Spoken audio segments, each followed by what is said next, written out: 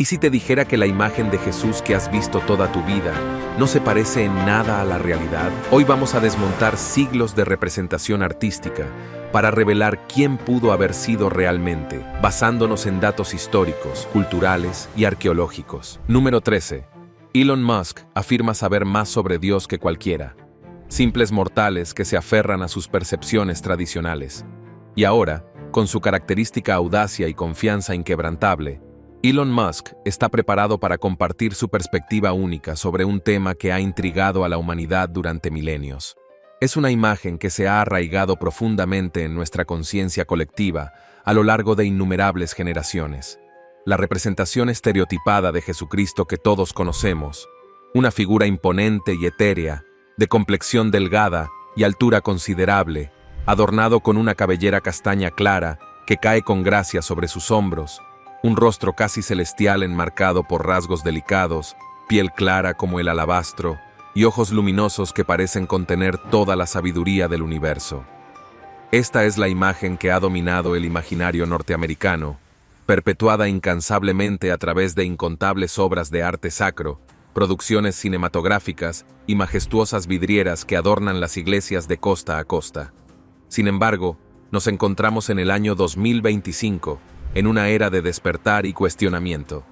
Los estereotipos anticuados están siendo desmantelados uno por uno mientras avanzamos hacia una comprensión más profunda y matizada de nuestra historia compartida. Como sociedad, tenemos la responsabilidad ineludible de evolucionar más allá de estas simplificaciones heredadas. ¿Alguna vez se han detenido a contemplar seriamente el origen de esta representación tan arraigada? Y más importante aún, ¿han considerado la incongruencia histórica que representa? Si Jesús verdaderamente hubiera tenido esta apariencia tan marcadamente europea, ¿no habría destacado de manera extraordinaria entre los habitantes de la antigua Jerusalén, donde la población local tenía características físicas completamente diferentes? Como era de esperar, Elon Musk, conocido por su inclinación a desafiar el status quo, no podía simplemente aceptar pasivamente esta interpretación tradicional, sin someterla a un riguroso escrutinio científico. Después de todo, cuestionar las convenciones establecidas está prácticamente grabado en su ADN. No existe una sola tradición o creencia aceptada que este visionario tecnológico no esté dispuesto a examinar bajo la lupa del pensamiento crítico y la metodología científica. Con esta mentalidad innovadora, se ha embarcado en una misión ambiciosa: develar uno de los enigmas más intrigantes de la historia de la humanidad. ¿Cuál era la verdadera apariencia física de Jesús de Nazaret? Y les aseguro que los descubrimientos que ha realizado son verdaderamente extraordinarios. Por todos los cielos. ¿Están preparados para ver cómo esta investigación revolucionaria está a punto de transformar radicalmente nuestra comprensión establecida? Pero antes de sumergirnos en estas revelaciones fascinantes, permítanme explicarles detalladamente por qué la noción de un Jesús de apariencia europea resulta históricamente problemática. Número 12. Hablemos de geografía. Jesús nació en Belén y creció en Nazaret, lo que significa que era un semita galileo. La gente de esa región en esa época no tenía la tez clara ni los rasgos claros que solemos ver en las representaciones occidentales. Y aquí hay una pista clave. Cuando Judas Iscariote traicionó a Jesús en el huerto de Getsemaní, tuvo que señalarlo a los soldados. ¿Por qué? Porque Jesús se parecía a sus discípulos. Si hubiera sido el único hombre de pelo largo y ojos azules que había por allí, reconocerlo habría sido pan comido. ¿Cómo es que nunca lo cuestionamos ni lo entendimos? En el Nuevo Testamento no hay una descripción real de Jesús. No hay bocetos antiguos, ni descripciones escritas, nada. Básicamente, nos quedamos con un lienzo en blanco. Con el tiempo, diferentes culturas lo reimaginaron a su propia imagen. Algunos lo vieron como negro, otros como árabe, incluso hispano. Pero Elon Musk no se conformaba con la imaginación. Quería ciencia pura y dura, una investigación rigurosa y metódica que pudiera desentrañar este misterio histórico. Pero Musk no se limitó a simples conjeturas o especulaciones. En su búsqueda de la verdad, apostó por una disciplina científica fascinante: la antropología forense. Esta rama especializada de la ciencia combina métodos arqueológicos con técnicas modernas de investigación criminal, permitiendo reconstruir rostros con asombrosa precisión a partir de restos óseos antiguos. Es la misma metodología que los investigadores forenses utilizan en casos criminales contemporáneos para identificar víctimas y resolver misterios que parecían imposibles de descifrar. Nunca imaginé que el rostro de Jesús se reconstruiría utilizando las mismas técnicas que se aplican en las investigaciones forenses más sofisticadas, pero el mundo de la ciencia nos continúa sorprendiendo. Para llevar a cabo esta ambiciosa empresa, Elon reunió a un equipo multidisciplinario de élite, compuesto por científicos británicos de renombre y arqueólogos israelíes con décadas de experiencia en excavaciones del período relevante. Su misión era extraordinariamente precisa: reconstruir la imagen más exacta y científicamente fundamentada de Jesucristo que jamás se hubiera intentado crear. Este proyecto pionero requirió la integración de múltiples disciplinas científicas, desde la genética moderna y el estudio del crecimiento y desarrollo humano, hasta campos más especializados como la primatología, para entender patrones evolutivos, la osteología, el estudio detallado de los huesos, y la paleoantropología, que nos ayuda a comprender cómo vivían los humanos en tiempos antiguos. Es fascinante considerar la complejidad de factores que influyeron en esta investigación, desde patrones de nutrición de la época y adaptaciones específicas al clima de la región, hasta características odontológicas que podrían revelar detalles sobre la dieta y el estilo de vida. El primer paso crucial en esta investigación revolucionaria fue identificar y obtener muestras óseas apropiadas. El equipo de Elon necesitaba una base sólida y científicamente válida para su investigación. Después de una búsqueda exhaustiva, lograron localizar 3 cráneos excepcionalmente bien preservados, descubiertos en las proximidades de Jerusalén.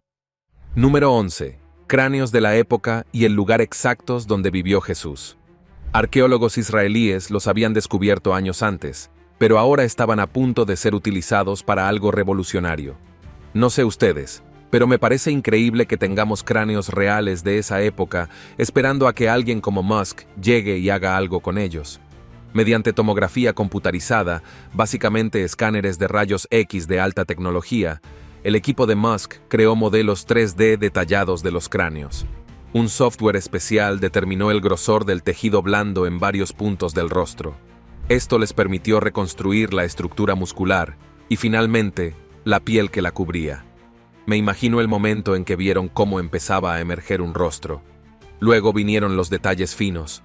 El equipo moldeó la nariz, los labios y los párpados basándose en los músculos subyacentes. Utilizando técnicas avanzadas de modelado, aplicaron capa tras capa de arcilla para crear un molde físico. Y así, el rostro comenzó a tomar forma. Pero 2 grandes preguntas: ¿cómo era su cabello? ¿Y de qué color eran sus ojos? Dado que un cráneo no puede revelar el color de los ojos ni la textura del cabello, el equipo de Elon tuvo que recurrir a la arqueología para encontrar respuestas. Examinaron dibujos del siglo I encontrados en yacimientos antiguos. Estos fueron creados incluso antes de que se compilara la Biblia y aportaron detalles cruciales, como que Jesús casi con certeza tenía ojos oscuros, no claros. En cuanto a su cabello, la respuesta provino de algo inesperado: la propia Biblia. La mayoría de las representaciones occidentales de Jesús lo muestran con una larga cabellera suelta. Pero aquí hay algo interesante. Pablo, una de las figuras clave del cristianismo primitivo, escribió en Primera a los Corintios que si un hombre tiene el pelo largo, es una desgracia para él. Ahora bien, ¿realmente habría dicho Pablo eso si el propio Jesús hubiera tenido el pelo largo? Lo dudo. Así que Musk y su equipo concluyeron que Jesús probablemente tenía el pelo corto y muy rizado, al igual que otros hombres de su época y cultura. No puedo mentir. Lo que finalmente reveló al mundo cambió por completo mi imagen mental de Jesús. Número 10. El rostro del Santo Sudario de Turín. Muchos creen que el Santo Sudario fue la tela que se usó para envolver a Jesús después de la crucifixión y que representa a un hombre con el pelo largo. Pero los escépticos han cuestionado durante mucho tiempo la autenticidad del Santo Sudario. Y ante la evidencia histórica, el equipo de Musk descartó la apariencia de pelo largo. Otra buena noticia para los reyes bajitos: Jesús probablemente era mucho más bajo de lo que nos han hecho creer. Olvídese de la imponente figura de hombros anchos de las pinturas europeas. Basándose en restos óseos de esa época, El varón semita promedio medía aproximadamente unos 55 metros y pesaba alrededor de 50 kilos. No confunda esto con debilidad o fragilidad. Jesús trabajó como carpintero la mayor parte de su vida, lo que significa que era físicamente activo y probablemente estaba en excelente forma. El equipo de Musk teorizó que era más musculoso de lo que sugieren los retratos tradicionales. Además, dado que pasaba mucho tiempo al aire libre, su piel probablemente estaba curtida y bronceada, no la tez suave y pálida que solemos ver en las pinturas renacentistas. Tras meses de trabajo, el equipo finalmente presentó su reconstrucción, y desapareció la figura alta y esbelta con rasgos europeos. En su lugar se encontraba un hombre de rostro fuerte y robusto, ojos oscuros y profundos, cabello corto y rizado, y una complexión compacta pero robusta. En otras palabras, un hombre que realmente parecía pertenecer a la Galilea del siglo I. Es realmente asombroso ver finalmente una versión de Jesús con sentido histórico. Y así, sin más preámbulos, les presento el primer retrato preciso de Jesucristo. ¿Qué significa todo esto? Bueno, para empezar, nos obliga a repensar siglos de representaciones artísticas y culturales. El Jesús que ha dominado la imaginería occidental no se basa en la realidad, sino en la interpretación artística. Impresionante. Lo mismo digo. ¿Acaso Elon Musk acabó con el racismo por sí solo? Reflexionen sobre ello mientras pasamos a algunos detalles más ligeros sobre las numerosas representaciones alternativas de Jesucristo a lo largo de los años. Como dije antes, se cree que Jesús pertenece a diversas razas en todo el mundo. Este es uno de los lugares más sagrados del cristianismo. Número 9. La Iglesia del Santo Sepulcro en Jerusalén. El lugar donde Jesús fue crucificado, enterrado y resucitado. La energía en su interior es extraordinaria. El aire está impregnado de incienso. La tenue luz de las velas parpadea contra los antiguos muros de piedra, y peregrinos de todo el mundo se mueven por el espacio. Algunos rezaban, otros simplemente lo asimilaban todo, pero lo que realmente me llamó la atención fueron los dibujos del Mesías negro. Imágenes poderosas e impactantes que desafían las representaciones blanqueadas de Jesús que nos han inculcado durante siglos. Estos dibujos muestran a Jesús con piel oscura, cabello con textura afro y rasgos que coinciden con las descripciones históricas y bíblicas. Y sinceramente, tiene sentido. Jesús era judío de Oriente Medio. No era una figura de ojos azul pálido salida de una pintura renacentista. Los dibujos, dispersos por diferentes partes de la iglesia, parecen actos silenciosos de rebelión, recordatorios de una verdad que la historia y el colonialismo blanco a menudo han intentado borrar. Algunos son sutiles, casi ocultos, mientras que otros son más prominentes. Miran a los visitantes como si los desafiaran a reconsiderar sus creencias. Desafían la imaginería eurocéntrica que domina el cristianismo occidental y devuelven a Jesús a sus verdaderas raíces. La Iglesia del Santo Sepulcro en sí misma es un laberinto de historia. Es una mezcla de diferentes estilos, construida y reconstruida a lo largo de los siglos por diferentes grupos cristianos. Ortodoxa griega, católica romana, apostólica armenia. Todas reclaman partes de ella, lo que a veces lleva a peleas por territorio. Sí, los monjes se han enfrentado antes. Para su información, el ambiente en el interior es intenso. Número 8. Los muros de piedra desgastados. Por siglos de pasos y oraciones parecen susurrar historias de fe, conflicto y devoción. De pie junto a la piedra de la unción, donde la tradición dice que el cuerpo de Jesús fue preparado para el entierro, uno no puede evitar preguntarse, ¿por qué es tan controvertido representar a Jesús como probablemente era? Estos dibujos parecen un intento de recuperar algo robado, de corregir una narrativa que ha sido manipulada durante demasiado tiempo. Y esta no es la única iglesia que lo hace. Cuando supe por primera vez que la iglesia ortodoxa etíope Tewahedo siempre ha representado a Jesús, María y otras figuras bíblicas como negros, tuve que reflexionar sobre ello por un momento. No porque fuera impactante. Es decir, honestamente, tiene todo el sentido. Pero una vez más me hizo darme cuenta de cuán profundamente arraigada está la imagen blanqueada de Jesús en el mundo occidental.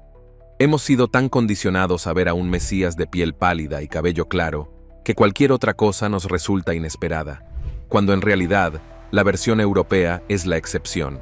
Etiopía ha practicado el cristianismo desde los inicios de la fe, mucho antes de que los misioneros europeos comenzaran a difundir sus propias interpretaciones.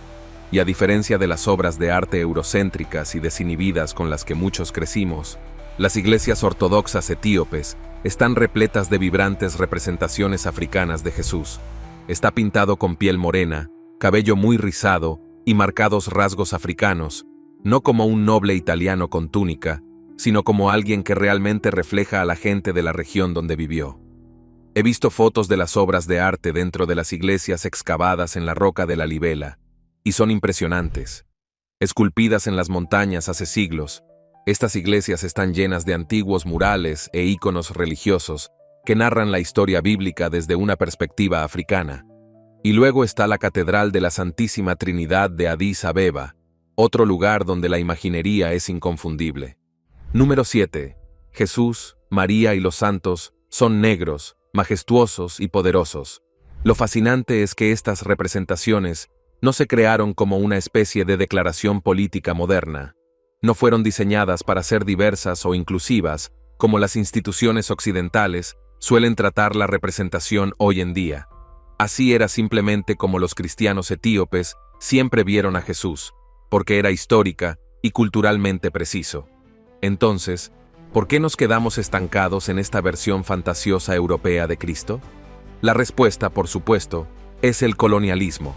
El Jesús blanco fue una herramienta, un símbolo del dominio europeo que ayudó a justificar la esclavitud, el imperialismo y las conversiones forzadas.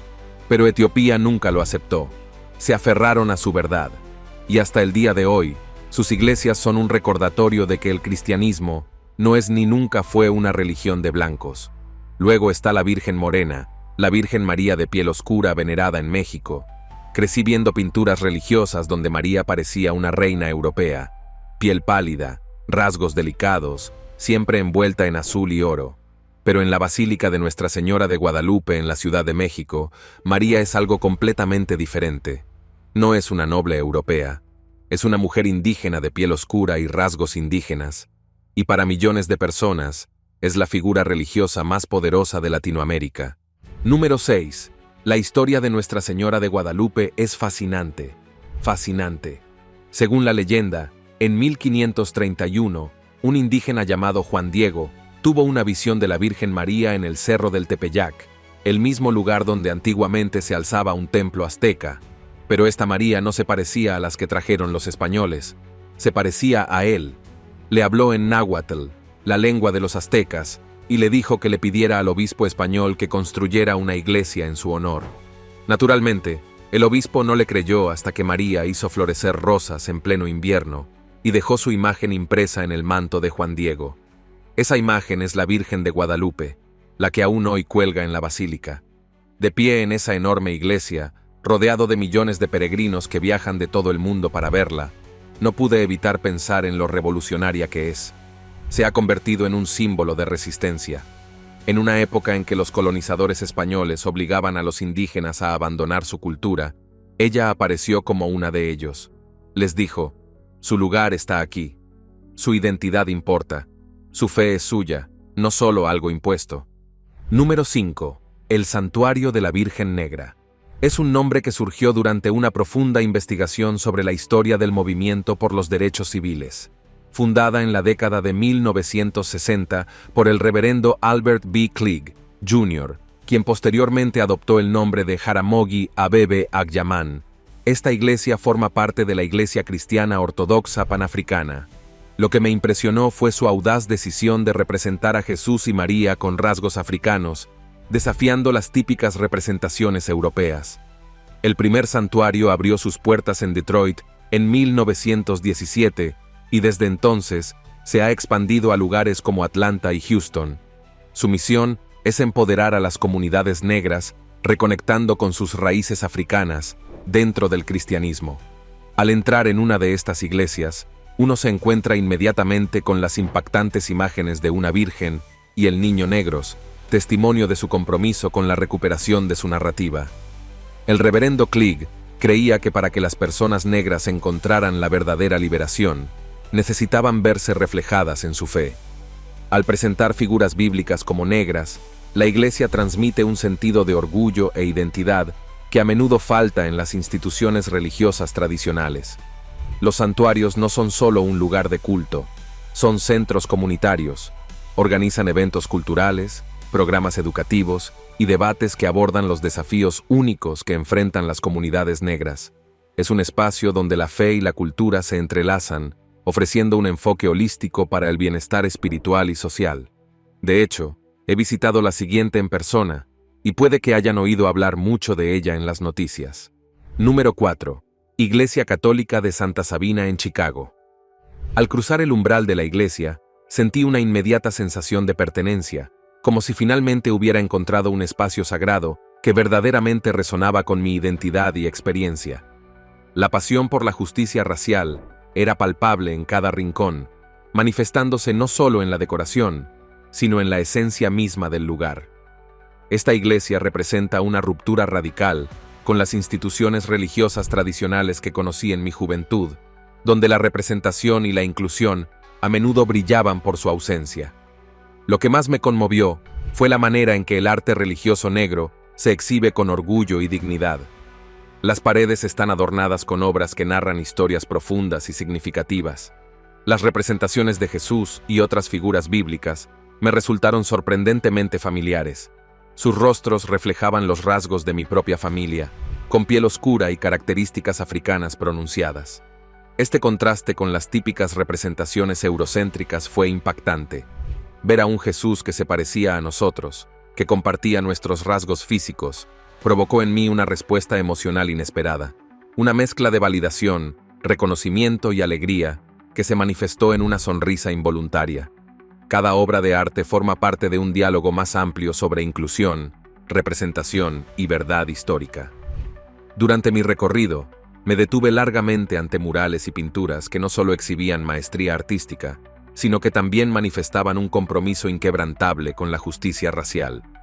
Era evidente que los artistas buscaban desafiar y transformar las limitadas representaciones tradicionales de nuestra fe, creando un nuevo paradigma visual que celebra la autenticidad y la diversidad. Me sentí profundamente orgulloso de encontrarme en un espacio que defiende tan firmemente la verdad histórica y cultural. Pero la iglesia va más allá de ser simplemente un espacio de arte religioso transformador. Se ha convertido en un vibrante centro comunitario que celebra activamente la cultura y la identidad negra. Las fiestas barriales, las barbacoas comunitarias y los eventos culturales que organizan sirven como puntos de encuentro que fortalecen los lazos entre los miembros de la comunidad. Esta no es una institución religiosa rígida y ceremonial. Por el contrario, demuestra una notable capacidad para evolucionar y adaptarse a las necesidades contemporáneas. Han logrado encontrar un equilibrio perfecto entre mantener las tradiciones espirituales significativas y reconocer que vivimos en una era moderna que requiere nuevas formas de conexión y expresión religiosa. Número 3. Religión 2025. Siempre he sentido una profunda fascinación por la iglesia de San Jorge en El Cairo, Egipto. Aunque nunca he tenido la oportunidad de visitarla personalmente, las numerosas historias y relatos que he encontrado la describen como una auténtica joya arquitectónica, escondida en medio del bullicio incesante de una ciudad vibrante y en constante movimiento. Esta iglesia no es solo un edificio más en el paisaje urbano, representa uno de los pilares fundamentales del Cairo copto y se erige como un testimonio viviente del cristianismo copto, una de las expresiones más antiguas y venerables de nuestra fe cristiana. Para mí, cada piedra de sus muros cuenta una historia, cada rincón es una ventana que se abre hacia un pasado rico en tradiciones y significado espiritual. Me encuentro frecuentemente imaginando la majestuosidad de la iglesia en mi mente. Se trata de una estructura antigua pero resiliente, con imponentes muros de piedra que han resistido el paso de los siglos, manteniéndose firmes como guardianes silenciosos de la fe. A diferencia de las iglesias modernas, que suelen destacar por sus ornamentos elaborados y su ostentación arquitectónica, la iglesia de San Jorge cautiva por su noble sencillez. Sus paredes austeras narran una historia conmovedora de devoción inquebrantable y profunda fe, recordándonos que la verdadera belleza espiritual a menudo reside en la simplicidad. En mi mente, puedo visualizar claramente su sereno patio interior, un espacio sagrado donde generaciones de fieles se han reunido para elevar sus oraciones y compartir sus historias de vida, creando un tejido social y espiritual que perdura hasta hoy. Durante mis investigaciones, he descubierto que la iglesia ocupa un lugar privilegiado en el corazón histórico del Cairo copto, un barrio fascinante caracterizado por sus callejuelas serpenteantes y edificaciones centenarias. La iglesia de San Jorge se integra armoniosamente con las construcciones circundantes, incluyendo la legendaria iglesia colgante, contribuyendo así a crear una atmósfera única donde el pasado y el presente se entrelazan de manera magistral. Cuando reflexiono sobre las innumerables personas que han transitado por estas calles ancestrales y han encontrado consuelo espiritual entre estos muros sagrados, siento una conexión profunda con una historia milenaria que trasciende el tiempo. Un aspecto que me resulta particularmente fascinante es la representación artística de Jesús y los santos en esta iglesia. Mientras que en numerosos templos occidentales prevalece la imagen de un Jesús de rasgos europeos, aquí los íconos y frescos presentan a estas figuras sagradas con una pigmentación más oscura y rasgos más acordes a la región. Esta representación no solo es históricamente más precisa, sino que también refleja una autenticidad cultural que resuena profundamente con la identidad de sus fieles. Para mí, esta fidelidad a la verdad histórica es extraordinariamente significativa, pues demuestra un compromiso inquebrantable con la preservación de la autenticidad en la representación religiosa. Esta iglesia se ha convertido en un recordatorio poderoso de que la fe cristiana es un mosaico rico y diverso de expresiones culturales, y que la historia de nuestra religión es mucho más compleja y matizada de lo que tradicionalmente se nos ha presentado. Me llena de esperanza y admiración saber que existen lugares como este, que preservan celosamente la verdad histórica de sus orígenes y tradiciones. La persistencia de esta iglesia en mantener viva su herencia cultural y espiritual es verdaderamente inspiradora, ofreciéndonos una lección invaluable sobre la importancia de honrar nuestras raíces mientras avanzamos hacia el futuro. Número 2. Notre Dame de París. Es una de las iglesias más famosas del mundo. Es enorme, antigua y llena de historia. Cuando la gente piensa en ella, probablemente imagina sus enormes torres, las gárgolas que miran hacia abajo desde arriba o los coloridos vitrales. Pero lo que mucha gente desconoce es que incluso esta catedral centenaria ha comenzado a desafiar las imágenes habituales del cristianismo. Una de las cosas que más me llama la atención es la presencia de santos negros en las obras de arte. San Mauricio, por ejemplo, está representado en estatuas dentro de la iglesia. Me parece conmovedor que un lugar tan emblemático como Notre Dame reconozca que el cristianismo siempre ha sido diverso, aunque los libros de historia a menudo ignoren este hecho. Me hace preguntarme por qué tantas iglesias se han resistido a mostrar este tipo de representación durante tanto tiempo. El hecho de que Notre Dame haya incluido estas figuras me dice que los tiempos están cambiando, incluso en lugares donde la tradición lo es todo. La iglesia en sí es una obra maestra incomparable de la arquitectura gótica francesa medieval. Sus majestuosas agujas, sus magníficos arcos ojivales y sus elaborados contrafuertes son testimonio del ingenio arquitectónico de la época. Lleva más de 800 años en pie, sobreviviendo innumerables acontecimientos históricos, desde las turbulencias de la Revolución Francesa hasta las dos guerras mundiales, e incluso el devastador incendio que amenazó su existencia en 2019. Al contemplar su historia, no puedo evitar verla como un poderoso símbolo de resiliencia y perseverancia. A través de los siglos, ha sido reconstruida y restaurada múltiples veces, cada vez emergiendo más fuerte y más hermosa que antes. Esta capacidad de renovación y adaptación se refleja también en cómo la imaginería religiosa dentro de sus muros está siendo reexaminada y reinterpretada para los tiempos modernos.